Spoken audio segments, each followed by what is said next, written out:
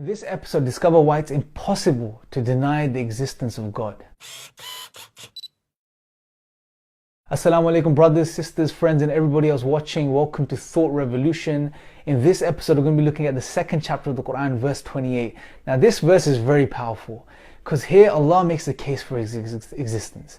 Allah says, how can you deny God's existence? How can you disbelieve in Allah when you didn't exist?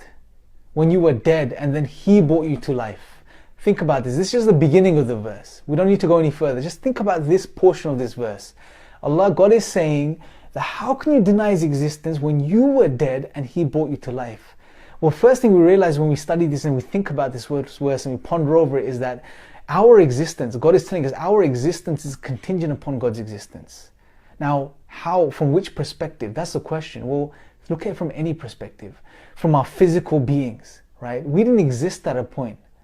We were nothing more than a drop of despised fluid, and then we grew and we were shaped and we were formed into this being that we see today, right? Go down to the DNA, the foundational building blocks of life, how everything comes together, the information that's contained within the DNA for our lives, the building of our beings. It's phenomenal. It doesn't make sense. It's ordered.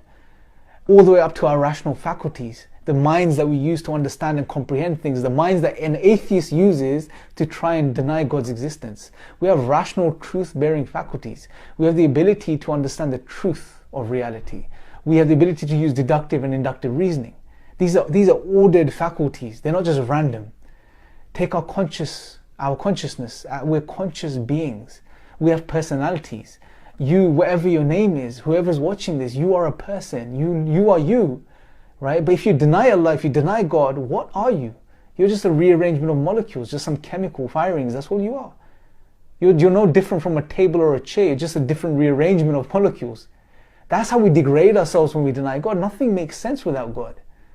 Right? So go back to the verse. God is telling us, how can you deny His existence when you were dead and you didn't exist? And that's the reality. We didn't exist, and then He brought you to life.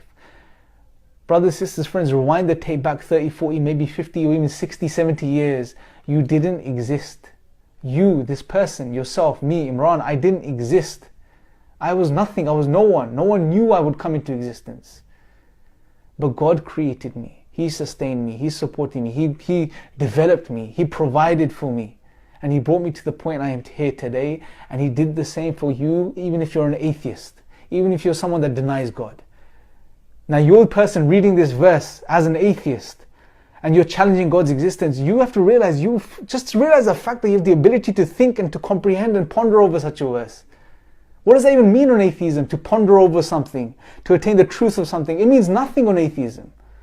On atheism, we're just this accident from a result of these blind, random physical processes, and as human beings, we've developed through this process called natural selection acting upon random mutations, this mechanism.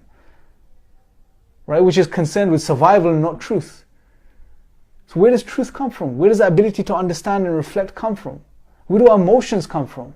Our moral values and duties, all of these things are encapsulated in this part of this verse, where God says, how can you deny His existence when you didn't exist, you were dead, and then He gave you life? Really think about this, my friends, brothers and sisters. And if you're an atheist, it's time you become sincere to yourselves. It's time you own up and you realize and you understand, you stop covering up that truth that you know inside, that you are not a result of random physical processes, but instead you are the creation of Allah, of God, the creator of the heavens and the earth and everything that exists. Until next time, Jazakallah khair for watching. Assalamu alaikum wa rahmatullahi wa barakatuh.